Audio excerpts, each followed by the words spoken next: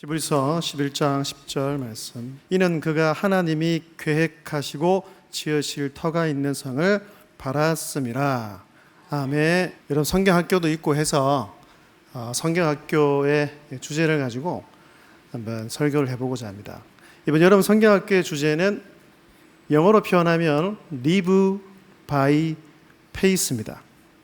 live는 살다, by는 뭐뭐로, faith는 믿음이라고 얘기를 하죠. 그래서 합쳐서 말씀드리면 믿음으로 산다는 것이 바로 이번 여름 성경학교의 주제가 될 것 같습니다. Live by faith, 이걸 한국말로 굳이 번역하고 또 이번 총회에서 정한 주제는 오직 믿음으로 살아가요 라는 주제입니다. 이렇게 설교를 준비한 거는 물론 어린 친구들도 성경학교를 통하여서 아브라함에 대한 믿음, 아브라함의 믿음의 여정에 대해서 배울 것이지만 또 우리 성도님들도 또 성도님들 가운데 특별히 초등부 아이를 기르는 부모도 계시고 또 부모는 아니지만 그럼에도 불구하고 우리 교회 안에 있는 모든 자녀는 우리의 아이들이기 때문에 우리 아이들이 과연 이번 여름에 무엇에 대해서 배울 것인지에 대해서 한번 같이 살펴보면 좋을 것 같아서 이렇게 설교를 준비했습니다. 오직 믿음으로 살아가요입니다. 함께 읽어볼까요? 시작. 오직 믿음으로 살아가요. 제가 오직 믿음으로 하면 여러분들은 살아가고야 하시면 되고요. 제가 살아가고야 하면 여러분들은 오직 믿음으로 하시면 됩니다. 제가 먼저 할게요. 오직 믿음으로 살아가요. 똑똑하신 것 같습니다. 여러분 faith, 곧 믿음이라는 주제는, 믿음이라는 어떤 단어는 우리 성도들에게 있어서 너무나 중요합니다. 그죠?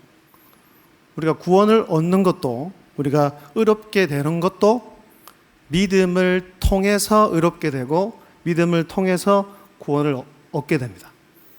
그뿐만이 아니고 우리가 믿음으로 의롭게 된 우리가 하나님 안에서 살아갈 때도 이 믿음이라는 것은 우리에게 너무나 중요하다는 것이죠. 그래서 성경 말씀은 오직 의인은 믿음으로 말미암아 살리라고 하고 있지 않습니까? 여러분들의 생각에 가장 가치가 있다는 것이 과연 무엇이라고 생각하십니까? 2021년 11월 달에 미국의 여론조사 기관인 퓨 리서치 센터에서 OECD 국가 17개국의 약 2만 명을 대상으로 한 질문을 던지고 조사를 한 적이 있습니다. 그 질문의 내용은 이겁니다. 무엇이 당신의 삶을 의미 있게 만드는가입니다. 그래서 17개국의 그 나라에서 1위가 4가지가 나왔는데요. 첫 번째는 가족이었습니다.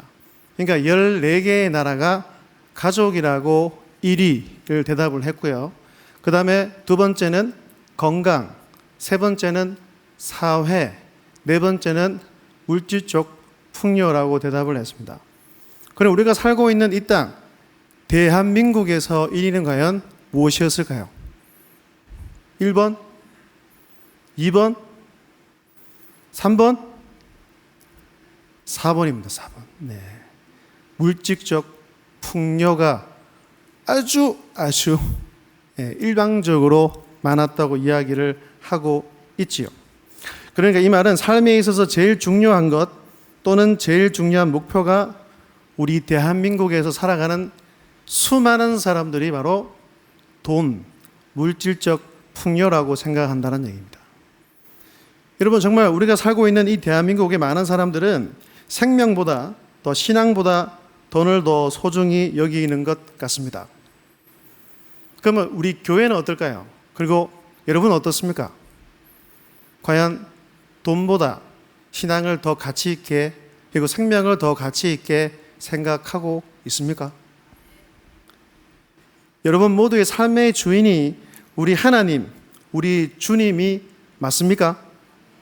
여러분, 우리가 신앙인으로 산다는 것은 이 땅 가운데 그리고 관계를 맺는 모든 사람 또는 모든 것과의 위치를 바르게 설정하는 데 있습니다. 그것이 굉장히 중요하다는 얘기예요. 이 위치가 잘못되어 있고 바르지 못하면 절대로 사람은 참된 행복을 얻지 못하고 참된 행복을 누리지 못한다는 것입니다. 여러분, 우리 머리 위에는 누가 있을까요? 하나님이 있습니다. 그리고 내 앞에, 내 눈앞에는 사람이 있습니다. 사람은 그 사람의 직위가 높든 상관없이 대등한 관계여야만 합니다. 그리고 마지막 세 번째, 우리의 발 밑과 발 아래는 무엇이 있습니까? 돈이 있고 물질이 있어야 된다는 얘기입니다. 그런데 지금은 살아가는 우리 대한민국을 보십시오. 마치 머리 위에 하나님이 있어야 할 자리에 하나님이 없고 돈이 있고 물질이 있습니다. 그리고 물질을 위해서 사람이 수단이 되어서 아주 비참하게 하찮게 살아가는 그런 사람들도 너무나 많이 있다는 얘기죠. 여러분, 정말 여러분 머리 위에 여러분의 주인이 여호와 하나님, 우리 주님이 맞습니까? 이 설정이 바로 돼 있어야 여러분들이 진짜 참된 행복이 무엇인지를 알고 누리며 살 수 있습니다. 그뿐만이 아니라 여러분이 갖고 있는 물질을 통해서 머리 위에 계신 그 하나님의 은혜가 임하고 그 성령 하나님의 인격이 여러분들을 타고 흐를 때에 하나님께서 여러분들이 주신 물질을 통하여 많은 사람을 살릴 수 있는 좋은 도구가 될 수 있다는 것입니다. 이 사실을 꼭 믿는 여러분들이 다 될 수 있기를 주님의 이름으로 축복합니다. 만약 이 설정이 바로 되어 있지 못하면 오늘부터라도 내 머리 위에는 오직 하나님만 계시고 내가 섬길 분, 내가 예배할 분은 오직 예수님밖에 없고 또 내 눈앞에는 사람과의 관계에서 또 우리는 예수 믿는 그리스도인이니까 그 사람들을 어떻게 돕고 어떻게 협력할지를 고민하시고 그리고 돈은 내 발 아래에 두어 진짜 말 그대로 돈은 수단이라고 여기고 또 하나님 주신 이 돈을 올바른 방향으로 잘 사용하기 위해서 고민하고 기도하는 여러분들이 다 될 수 있기를 주님의 이름으로 축복합니다. 이번 여름 성경학교의 핵심 인물 주인공은 믿음의 조상 아브라함입니다. 그래서 아브라함의 믿음의 여정을 통해서 믿음이 무엇인지, 그리고 믿음의 삶이 무엇인지, 그리고 이 땅에서 믿는 자는 과연 무엇을 꿈꾸고 무엇을 기대하고 무엇을 바라보며 살아야 할지를 공과 1, 공과 2, 공과 3을 통하여서 우리 자녀들이 배우게 될 것입니다. 여러분, 믿음에 있어서 가장 중요한 것이 과연 무엇일까요? 제 생각에는 믿음이라고 했을 때에 믿음에서 가장 중요한 것은 바로 믿음의 대상, 믿음의 내용이 무엇인지를 아는 것입니다. 다르게 말하면 무엇을 믿는지, 누구를 믿는지가 믿음의 출발에 있어서 가장 중요하다고 할 수 있습니다. 여러분은 무엇을 믿습니까? 누구를 믿습니까? 누구를 의지합니까? 누구를 위해서 삶을 살아가고 있습니까? 혹시 이 자리에 앉아 계신 분들 가운데 주목을 믿는 분은 없으시겠죠? 그리고 물질을 믿는 분도 없으시겠죠? 오늘 이 자리에 예배하는 모든 주의 백성들과 성도들의 믿음의 대상은 여호와 한 분, 그 하나님 아버지임을 믿는 여러분들이 다 될 수 있기를 주님의 이름으로 축복합니다. 하지만 이거보다 더 정확한 대답은 성경이 말하는 그 믿음의 내용을 교리적으로 잘 작성해 놓은 아주 귀한 신앙 고백문이 있죠. 그것은 사도신경이라고 이야기를 합니다. 우리가 주일 예배 드릴 때 찬송가를 부르고 신앙 고백을 하는데 이 사도신경은 삼위 하나님에 대한 신앙 고백이 담겨져 있다는 것입니다. 그래서 우리에게 어떤 사람이 당신은 누구를 믿고 무엇을 믿습니까? 라고 물어본다면 우리는 이렇게 대답할 수 있어야 합니다. 나는 하나님을 믿습니다. 더 정확히 말하면 나는 성부 하나님을 믿습니다. 그리고 나는 성자 예수님을 믿습니다. 그리고 나는 성부 성령 하나님을 믿습니다라고 대답해야 한다는 얘기입니다. 함께 세 줄 같이 읽어보겠습니다. 시작.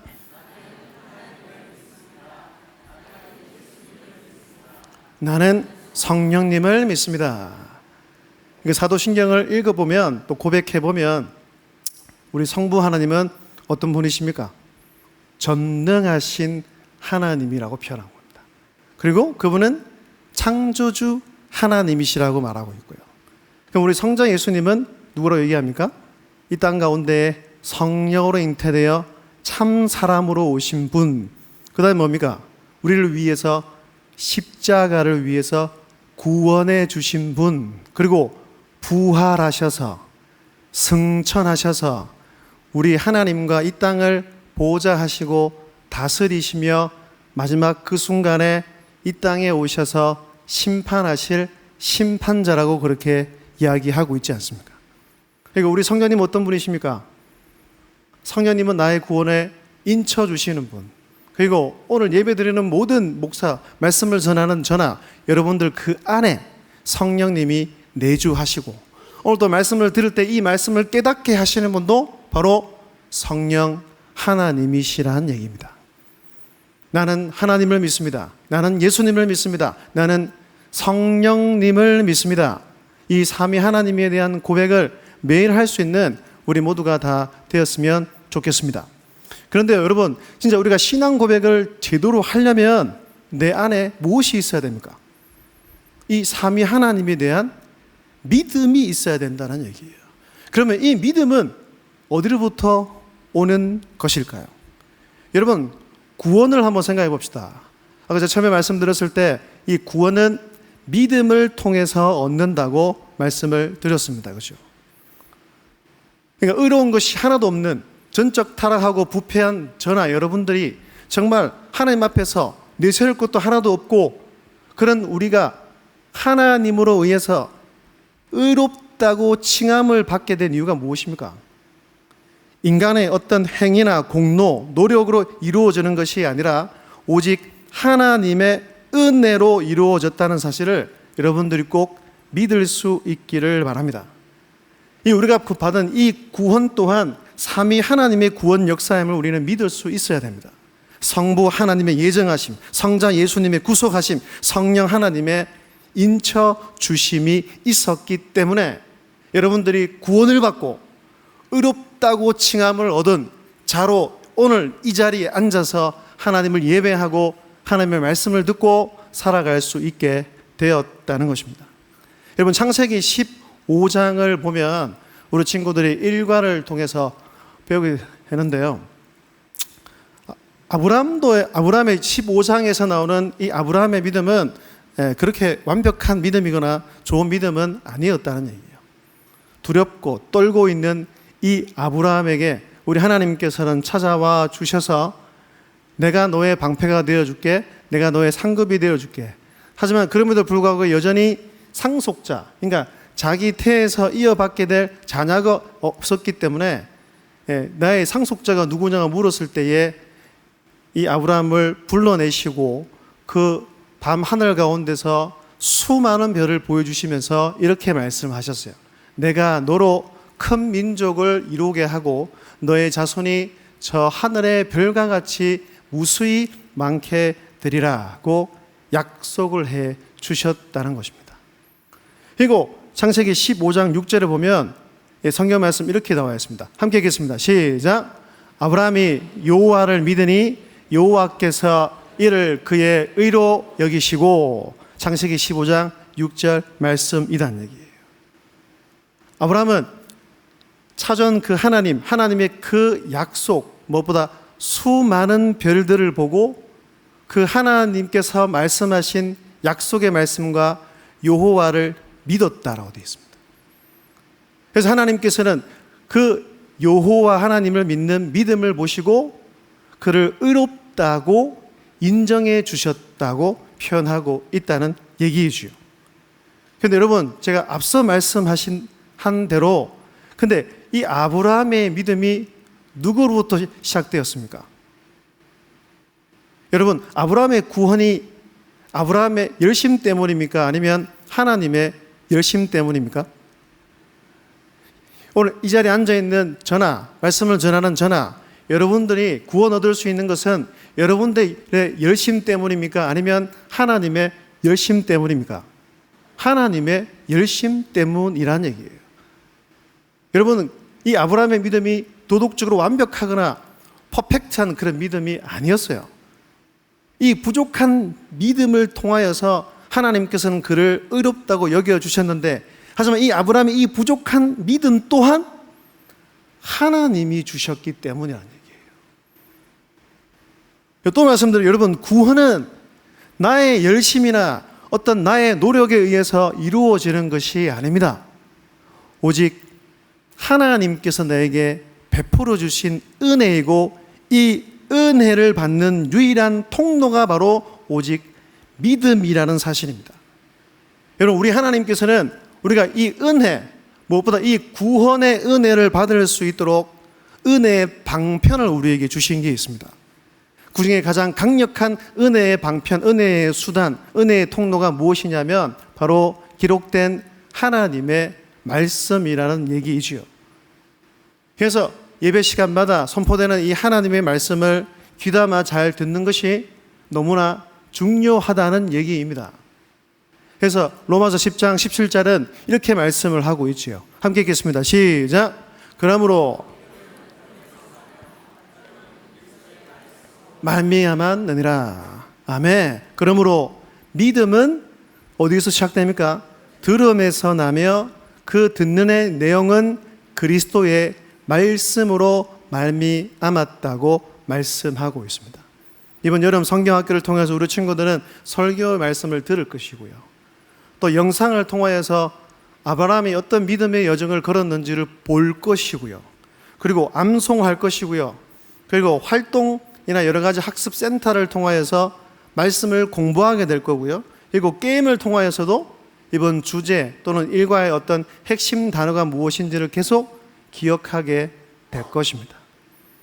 이런 작업들을 통하여서 우리 어린 자녀들이 믿음이 생겨날 수 있다는 것입니다. 여러분, 이 더운 여름에 여름 수련회를 하는 이유가 무엇입니까? 그리고 여름 성경학교를 하는 이유가 무엇입니까? 이번에도 공과 유치부는 모르겠는데 초등 1부가 2부의 내용은 공과가 바뀌었어요. 공과 패턴이 바뀌었다는 얘기예요. 대그룹에서 목사가 설교를 짧게 하고, 그리고 중급으로 나눠서 공연방, 놀이방, 배움방으로 가서 또 배우고 게임을 통해서 또 기억하고 또 퍼포먼스를 하고 연극도 해야 됩니다. 그리고 실천방이라는 것은 쉽게 말씀드리면 소그룹인데, 이 소그룹은 매 주일마다 이제 각 학년번이 이제 선생님한테 가서 공과를 배우듯이, 예를 들어서 초등 1부 같은 경우는 8조를 짜서 진행할 거기 때문에 진짜 수많은 교사들이 필요하다는 얘기예요. 공연방에 2명 교사, 그 다음에 배움방에 2명, 놀이방에 2명, 6명. 그러면 8조 소그룹으로 나눠서 가면 8명, 14명. 또 만약에 그 8조, 각 8조 가운데 실천방을 보냈는데 근데 애들이 말을 안 듣거나 하면 또 보조고서 또 붙여줘야 돼요. 그게 무려 공과 내용만 하더라도 거의 20명이나 가까이 되는 교사가 필요하다는 얘기입니다. 여러분, 이렇게까지 하면서 여름 성경학교를 하고, 또는 또 여기 앞에 붙여놓은 거 잘 보시고 기도해 달라는 겁니다. 다다음 주 월요일부터 고등부 수련회가 있고, 중등부 수련회가 있고, 초등 1부, 2부 성경학교가 있고, 8월 달에는 청년 2부가 수련회가 있잖아요. 이렇게 하는 이유가 과연 뭐냐는 거예요. 하나님을 믿는 믿음이 생겨날 수 있기 때문에 하는 것입니다. 여러분, 여름 성경학교나 여름 수련회를 하는 이유, 또 그 안에 가운데 막 물놀이를 넣고, 우리 초등일부 같은 경우는 다 작년에 한 것처럼 또 100만 원이나 투자해서 미끄럼틀을 빌리고 물놀이를 하고 하는 이유는 그냥 아이들을 즐겁게 노는 것도 있지만, 그거를 통하여서 아이들을 여름 성경학교 오게 만들고, 또 그 자리에서 이런 공과나 말씀을 듣고 공부하고 학습센터를 통하여서 결국 뭐 하자는 거예요? 하나님을 만나게 하자는 겁니다. 저는 확실히 믿습니다. 믿음은 들음에서 납니다. 그리고 듣고 하나님의 말씀을 공부하고 그 학습센터나 어떤 놀이나 그 모든 과정을 통하여서 우리 어린 친구들이 하나님에 대해서 배우고 아브라함이 가졌던 그 믿음을 가지게 될 줄로 믿습니다. 하나님이 그렇게 해 주실 것이기 때문이라는 얘기예요. 그렇다면 부모된 입장에서 우리가 무엇을 해야 합니까? 여러분, 저는 7살까지 고령이라는 곳에 살았습니다. 저희 아버지가 고령 중앙교회에서 목회를 하셨기 때문에 정말 요즘에 이런 맨바닥을 보기가 쉽지 않잖아요. 옛날 저 어릴 때도 아직도 생각이 납니다. 어르신들, 그리고 제 어머니, 제 아버지 뿐만 아니고 수많은, 특히 우리 어머니들이 이 마룻바닥에서 무릎을 꿇고 나라를 위해, 가정을 위해, 자녀를 위해서 기도했다는 얘기예요. 여러분, 정말 특히 우리 아이를 키우는 부모님, 어머니들, 아버지들, 부모님들, 정말 나의 자녀의 구원을 위해서 놓고 기도해 보신 적이 있습니까? 내 아들이, 내 딸이 정말 하나님을 믿게 해달라고, 예수 그리스도를 만나게 해달라고 성령의 인쳐주심과 성령의 역사함이 나타나서 정말 하나님만을 믿고 살아가게 해달라고 그렇게 기도해 본 적이 있냐는 거예요. 안타깝게도 여전히 바뀌지 않는 교회 교육 가운데가 위탁교입니다. 위탁교육. 그냥 부모님들이 교회만 보내면 아이들이 자동적으로 믿음이 생기고 그냥 그게 끝이 난다고 생각합니다. 안 됩니다. 안 됩니다. 여러분, 착각입니다. 그러시면 안 돼요. 여러분들의 자녀의 믿음을 책임은 부모가 져야 되지 않겠습니까? 그렇다면 이런 여름 성경학교나 수련회가 있을 때 적극적으로 보내주시고, 두 번째는 뭐 해야 돼요? 기도해 주셔야 된다. 그리고 세 번째는 뭐 해주셔야 돼요? 식당에서 밥을 또 먹고 해야 되는 그런 봉사하셔야 되고요. 더 나아가서 물질적인 재정까지 또 후원해 주셔야 된다는 겁니다. 그런 기도하는 어머니, 기도하는 아버지, 기도하는 부모님들이 더 많이 늘어나는 우리 모두 민족교회가 되었으면 좋겠습니다. 그래서 이번 여름 사역을 통하여, 여름 성경학교라 여름 수련을 통하여서 이런 이신칭의 놀라운 역사가 각 부서에, 각 가정에, 각 우리 어린 친구들에게 일어나게 되기를 주님의 이름으로 축복합니다. 그래서 일과에서는 믿음을 통하여서 구원을 얻는데 이 믿음 또한 하나님이 주신 은혜이며 이 은혜의 방편을 통하는 것이 바로 믿음이라는 사실을 우리 친구들에게 가르쳐 주게 된다는 얘기예요. 그러면 두 번째는 뭘까?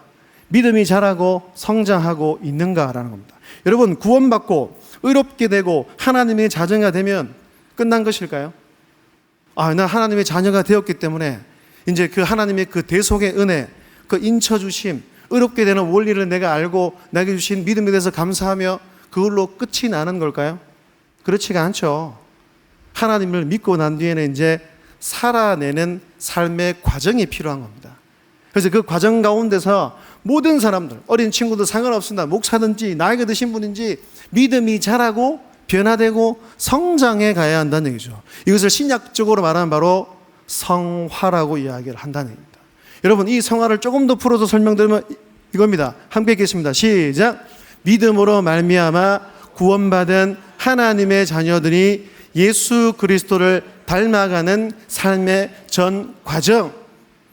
잘 기억해 놓으십시오. 성화가 무엇입니까? 믿음으로 말미암아 구원받은 하나님의 자녀들이 예수 그리스도를 닮아가는 삶의 전 과정이라는 거예요. 여러분, 피터팬 증후군이라는 말이 있습니다. 이 말을 우리 한국말로 바꾸면 어른아이라는 얘기예요. 신체적으로 누가 봤을 때도 어른이 되었는데, 그런데 그의 어떤 심리 상태나 말하는 거나 행동은 어른처럼 말하지 않고 어린아이처럼 말하는 사람을 일컬어서 피터팬 증후군이라고 이야기를 합니다. 그런데 육체적인 것만이 아닙니다, 여러분. 이 영적으로 이 믿음도 똑같다는 얘기예요. 믿음이 자라지 않는, 또 자라지 않고 여전히 어린아이 같은 신앙에 머물러서 신앙생활을 하는 성도들과 사람들이 있다는 얘기죠. 그렇다면 우리 이 믿음의 주인공 아브라함은 어땠을까요? 정말 다행스럽게 이 믿음의 조상인 이 아브라함은 믿음이 흔들린 적도 있고 또 넘어지고 거짓말하고 실패한 적도 있지만 그의 믿음이 이 그래프를 통해서 보면 조금씩 자라나고 성장하고 변화되었다는 얘기죠. 또 그의 믿음이 절정이 언제였냐면 바로 아들 이삭, 그 100세 때 얻었던 자기 삶에 있어서 가장 소중하고 귀한 것을 바치라고 했을 때 뭐 함으로? 순종함으로 그의 믿음을 증명해냈다는 것입니다. 여러분, 이과에서는 창세기 22장을 중심으로 배우게 됩니다. 한날 우리 하나님께서 말씀해 주셨죠. 그죠? 아브라함아, 너의 아들 내 사랑하는 독자를 모리아 산에서 데리고 가서 나에게 번제로 드리라. 그의 믿음을 확인하고 그의 믿음을 테스트하기 위해서 하나님께서는 이 말씀을 해 주셨다는 얘기입니다. 여러분, 걱정하지 마십시오. 어떤 목사님이 이 본문 가지고 설교할 때 이렇게 말씀하시더라고요. 누구에게나 자녀를 달라고 말하지 않는다는 겁니다. 왜 그러냐면 다 신앙의 수준과 신앙의 분량을 하나님께서 아시기 때문에 여러분들의 자녀를 그렇게 빼앗아가지는 않을 것입니다. 그럼에도 불구하고 우리가 성도로서 그리스도는 이 땅에 살아가면 우리 하나님께서는 우리에게 시험을 주신다는 얘기예요. 여러분, 시험은 두 가지입니다. 하나님이 주시는 시험이 있고 마귀가 주는 시험이 있습니다. 우리 하나님이 주시는 시험은 뭐냐면 바로 테스트를 하는 거예요. 확인하고 점검하고 그것을 통하여서 그의 믿음을 자라게 하고 성장시키는 데 주 목적이 있습니다. 하지만 마귀는 다릅니다. 마귀는 우리를 유혹하기 위해서, 우리를 넘어뜨리기 위해서 우리를 시험하신다는 얘기예요. 저는 이 말씀을 굳게 믿습니다. 고린도전서 10장 13절입니다. 함께요. 시작. 사람이 오직 하나님은 미쁘사 너희가 감당하지 못할 시험당함을 허락하지 아니하시고 시험당할 즈음에 또한 피할 길을 내사 너희로 능히 감당하게 하시느니라. 아멘. 믿으시기 바랍니다. 사람이 감당할 시험밖에는 너희가 당한 것이 없다는 거예요. 여러분, 아무나 순교할까요? 순교하고 싶어도 순교 못하는 사람도 있습니다.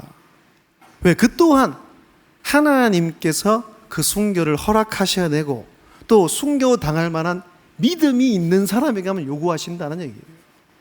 그럼에도 불구하고 우리가 살아갈 때 우리에게 시험이 있다는 것을 잘 기억을 하십시오. 하지만 너무 염려하지 마세요. 시험 당함을 감당하지 못할 시험 당함을 허락하지 아니하신다고 말씀하십니다. 그리고 시험 당할 즈음에 또한 피할 길을 내사 능히 감당케 하신다고 약속하셨습니다. 고난이 오거나 시험이 오거나 어려움이 올 때에 더욱더 이 약속의 하나님, 전능하신 하나님을 바라보고 기도하는 여러분들 다 될 수 있기를 주의 이름으로 축복합니다. 명령을 듣고 아브라함은 아침 일찍 갔습니다. 여러분, 대단하지 않습니까? 여러분이었으면 어떻게 했을까요? 그리고 저였으면 어떻게 했을까요? 그래서 이과에서는 진짜 믿음이 어떤 믿음이냐? 다른 말로 하면 바로 순종하는 믿음이다라는 얘기예요. 그래서 신약에 넘어가면 야고보서라는 그런 예수님의 동생이었던 그 사도가 이렇게 말을 표현하고 있죠. 함께 읽겠습니다. 시작. 영혼 없는 몸이 죽은 것 같이 행함이 없는 믿음은 죽은 것이니라. 야고보서 2장 26절 말씀입니다. 여러분, 믿음과 순종은 굉장히 밀접한 관계가 있습니다. 제가 여러 번 말씀드렸습니다. 저는 믿음과 순종은 두 개라고 생각하지 않습니다. 믿음과 순종은 하나입니다. 하나. 진짜 믿음을 갖고 있는 사람은 말씀에 순종하며 산다는 얘기예요. 믿음이 자라면 순종하게 됩니다. 그리고 반대로 말해서 순종하게 되면 여러분들의 믿음이 여러분들의 삶의 터전 가운데서 빛이 나게 된다는 얘기예요. 진짜 믿음은 말로만 하는 것이 아니라 하나님의 말씀대로 순종하는 데 있습니다. 그 순종하는 믿음을 통하여 여러분들이 있는 삶의 현장 가운데서 더 깊이 여호와 하나님을 만나고 우리 주 예수님의 은혜를 경험할 수 있게 되기를 주의 이름으로 축복합니다. 그렇다면 어떻게 이런 말씀까지 순종할 수 있었을까? 히브리서에서 이렇게 말합니다. 제가 읽겠어요. 그가 하나님이 능히 이삭을 죽은 자 가운데서 다시 살리실 줄로 생각한지라. 비유컨대 그를 죽은 자 가운데서 도로 받은 것이니라. 히브리서 11장 19절 말씀이라는 얘기입니다. 그럼 이 아브라함은 이 하나님에 대해서 어떻게 믿었습니까? 신실하신 하나님으로, 무엇보다 전능하신 하나님으로 믿었다는 얘기예요. 죽이시더라도 죽은 자 가운데서 다시 살릴 수 있는 분이 여호와 하나님이심을 아브라함은 믿었다는 것입니다. 그리고 다른 말로 하면 부활 신앙을 갖고 있었다는 얘기예요. 여러분, 우리 그리스도인들에게 가장 강력한 소망이 무엇입니까? 가장 강력한 그 은혜가 무엇입니까? 우리에게 부활이 있고, 우리에게 천국이 있고, 우리에게 재림하시는 우리 재림신앙이 있다는 얘기예요. 이 남은 여생을 정말 아브라함이 믿었던 그 믿음을 가지고 무엇보다 부활 소망을 품고 이 땅에 살아가는 여러분들 될 수 있길 주의 이름으로 축복합니다.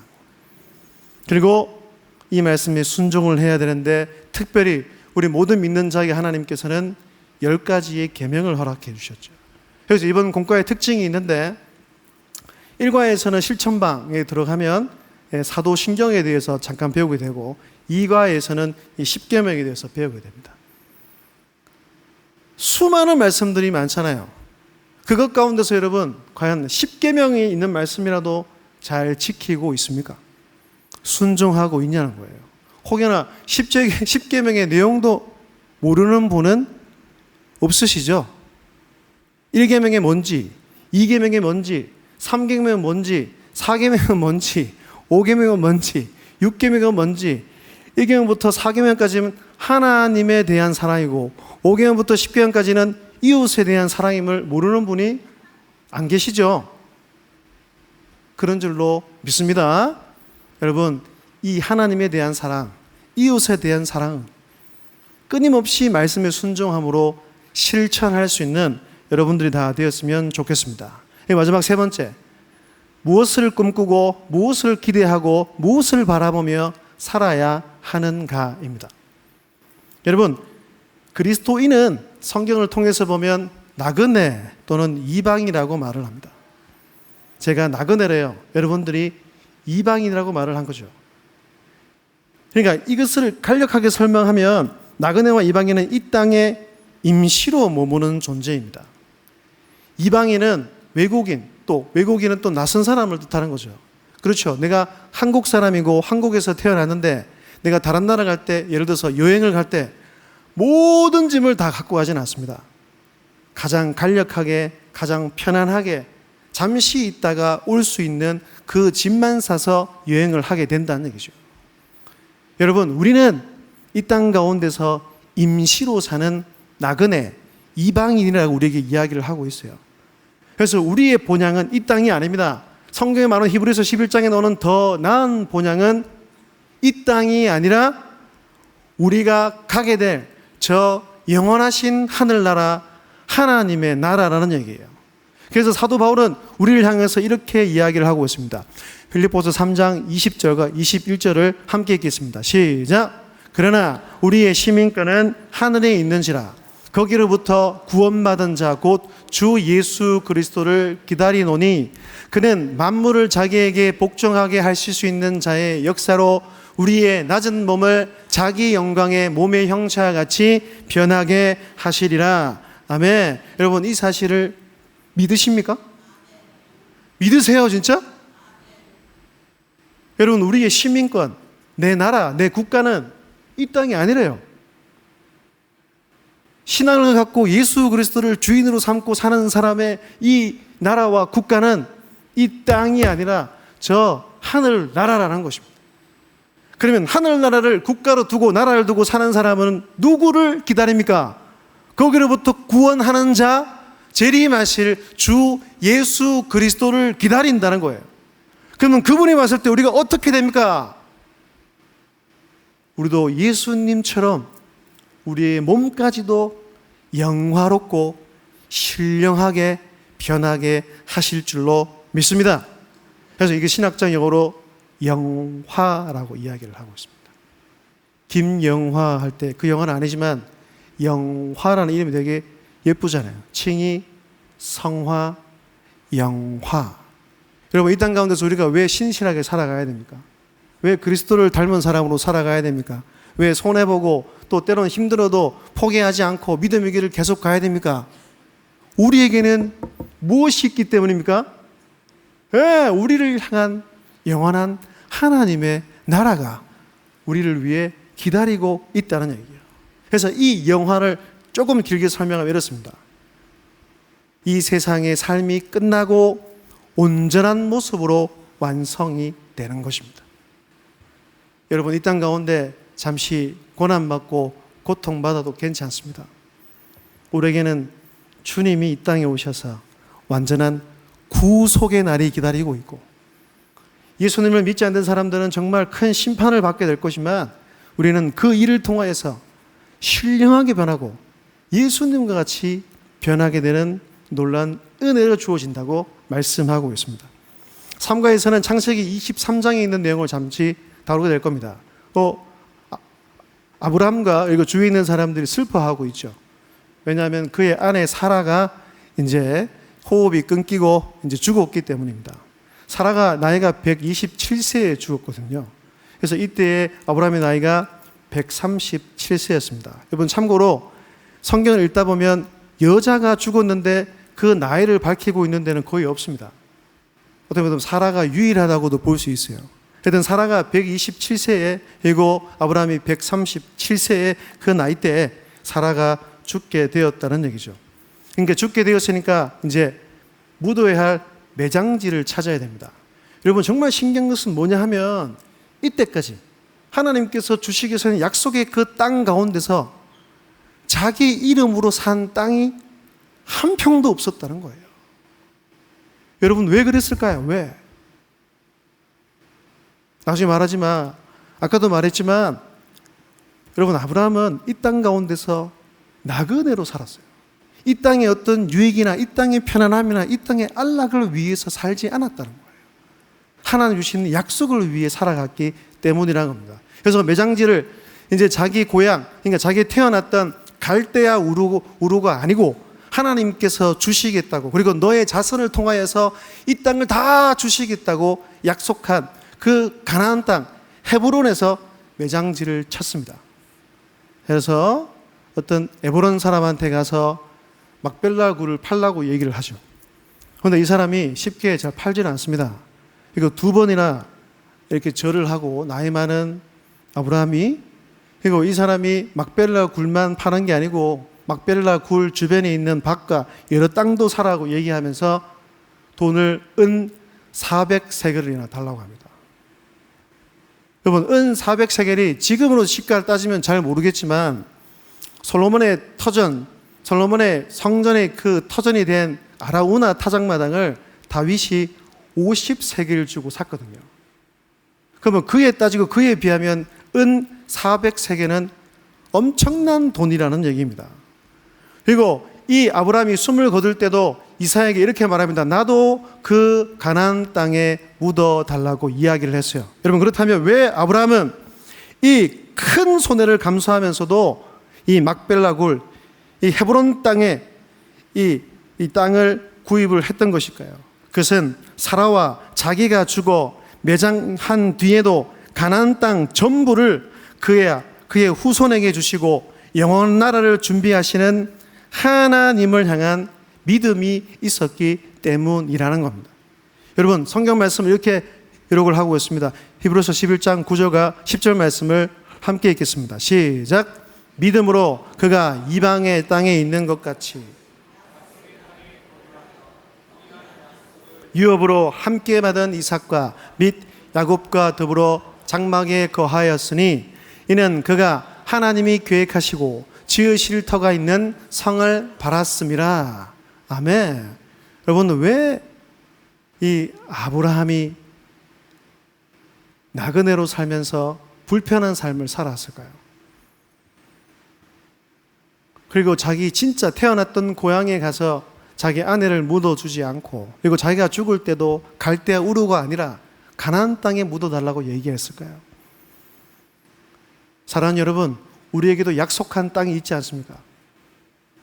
오늘 10절 말씀인데도 이는 그가 하나님이 계획하시고 지으실 터가 있는 성을 바랐음이라. 모든 그리스도인은 이 땅에 주목하고 이 땅의 것들을 바라보며 사는 사람이 아닙니다. 저 하나님 나라, 정말 우리 주님이 계시고 믿음의 선배들이 계시고 믿음의 조상들이 있는 그곳을 우리는 이 땅에서 주목하며 바라보며 살아야 한다는 것입니다.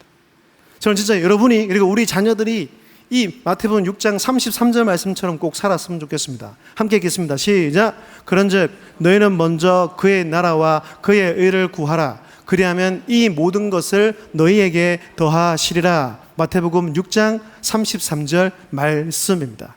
이 말씀을 여러분들 가슴에, 여러분들 마음에 꼭 새겼으면 좋겠습니다. 너는 먼저 그의 나라와 그의 의를 구하라. 그리하면 이 모든 것을 너희에게 더하시리라. 여러분, 이 땅의 소유가 우리의 행복을 보장해 주지 않습니다. 더 많이 가지려고 하고 더 욕심을 부리려고 하는 것은 이 땅에 나그네로 사는 사람들이 해야 될 일이 아니라는 것입니다. 여러분들 삶의 현장 가운데서 여러분들의 삶이 좀 저는 달랐으면 좋겠습니다. 제가 6월 마지막 주 설교했듯이 정말 우리는 하나님 나라의 백성이고 하나님 나라의 백성이면 우리가 이 땅 가운데서도 하나님 나라의 계획과 하나님 나라의 가치관을 가지고 살아가야 한다는 것입니다. 낮아지십시오. 낮아지는 사람은 바로 섬기는 자가 되는 것입니다.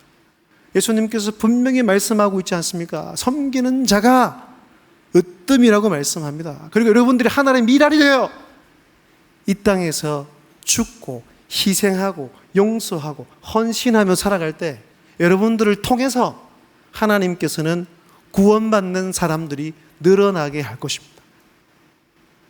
내가 조금 양보하고 내가 조금 참고 그러면 내 남편이 예수님을 믿고 내 직장 동료가 하나님을 알아갈 수 있다면 여러분, 그건 정말로 놀라운 일 아닙니까? 엄청난 가치로운 일 아닙니까? 근데 너무 안타까운 것은 요즘 현대 그리스도인들이 세상 사람과 똑같이 산다는 거예요. 진짜 손에 잡히고 눈에 보이는 것만 가지고 살아간다는 것입니다.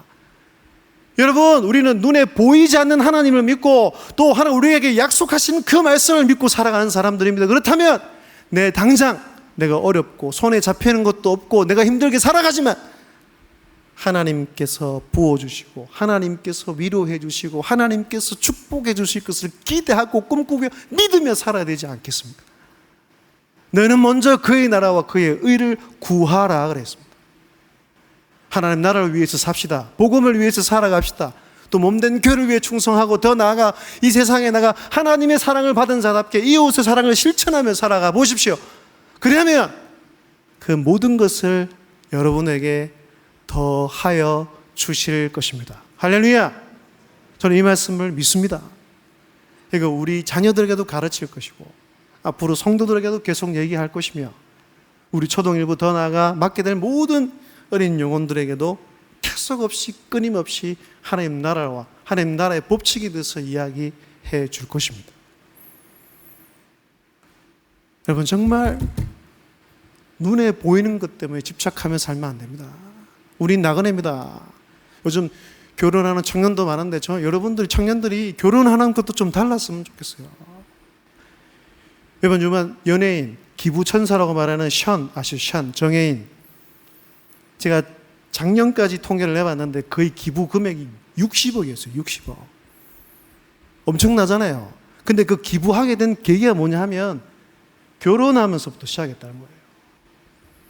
이 아내를 주신 것에 대해서 너무 감사하고 너무 행복해서 그 아내에 대한 정혜원과 의논을 해서 그러면 하루에 1만 원씩 우리가 기부하는 삶을 살아보자라고. 그 기부의 출발점이 60억으로 이어진 거예요. 이 션과 정혜원도 크리스찬입니다.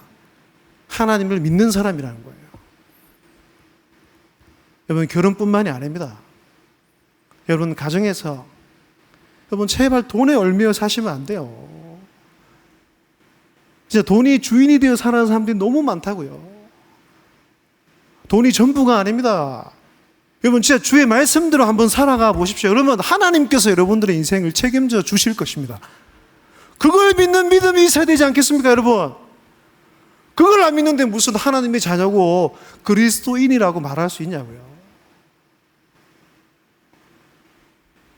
나에게 주신 모든 것을 통하여서 하나님의 영광을 위해 살고 내 이웃의 사랑을 위해 살면 하나님께서 반드시 여러분들의 그 노력과 믿음을 인정하시고 보상해 줄 줄로 믿습니다. 마지막입니다. 함께 읽고 마치겠습니다. 시작. 믿음의 여정은 경주가 아니라 완주이다. 우리는 다 같이 저나 여러분이나 우리의 자녀들이나 믿음의 여정의 길로 가고 있는 중입니다. 그런데 경주가 아니에요. 경주는 순위를 나눕니다. 1등, 2등, 3등, 잘한 사람, 못한 사람. 근데 믿음의 이 길은 우리가 경주하는 게 아니고 우리의 최종 목표는 완주하는 것입니다. 완주. 근데 이 믿음의 여정과 믿음의 길을 떠나감에 있어서 나보다 못한 신앙이 여리고 여러 가지로 힘든 사람들이 있어요. 그러면 그 사람들을 어떻게 해야 될까요? 내 혼자 열심히 달려가고 1등 하면 우리 하나님은 별로 좋아하지 않는다는 것입니다. 여러분 주위를 잘 살펴보십시오. 믿음의 행로에서 믿음의 여정길에서 이탈하려고 하는 사람은 없는지, 아니면 이미 이탈하는 사람은 없는지. 우리 교회는 좀 낮지만 여전히 코로나 이후에 현장 예배에 복귀하지 않는 퍼센테이지가 한국 교회에서 엄청나게 많다는 거예요. 무엇보다 30대, 40대의 그 퍼센테이지가 제일 높다고 합니다. 믿음의 바톤을 이어받아서 몸된 교회를 섬기고 이 세상에 나가서 정말 그의 자녀들에게 믿음을 심어주고 잘 양육해야 될 그들이 하나님으로부터 점점 멀어지고 있다는 것입니다. 이제 우리 교회는 경쟁하지 않는 교회가 되었으면 좋겠습니다. 더 사랑하고 더 이해하고 더 보듬어주고, 그리하여 나보다 못한 사람을 손가락질하는 것이 아니라 더 보듬어주며 더 기도하며, 그래서 끝까지 손에 손을 잡고 저 마지막 여정, 저 하나님 나라까지 이 믿음의 길을 완주하는 우리 모든 믿음의 백성들과 여러분들의 자녀들, 다음 세대 아이들이 다 될 수 있기를 주님의 이름으로 축복합니다. 축복합니다. 믿음의 길로 전진합시다. 앞으로 나쁜 삶도 믿음으로 삽시다. 믿음으로 살면 하나님께서 여러분들의 인생을, 여러분들의 모든 것을 책임져 주실 줄로 믿습니다. 그런 믿음이 없다면 말씀을 제대로 들으시고, 무엇보다 여러분들의 믿음을 놓고 제발 좀 기도 좀 하세요. 여러분들의 자녀를 놓고 제발 기도 좀 하세요. 앞으로 더 힘든 세대에 살아가게 될 겁니다. 근데 이런 여러분 성경학교 사역들을 통하여서 정말 우리의 자녀들이 믿음이 생겨나고 하나님을 가까이 하게 되기를 주의 이름으로 축복합니다.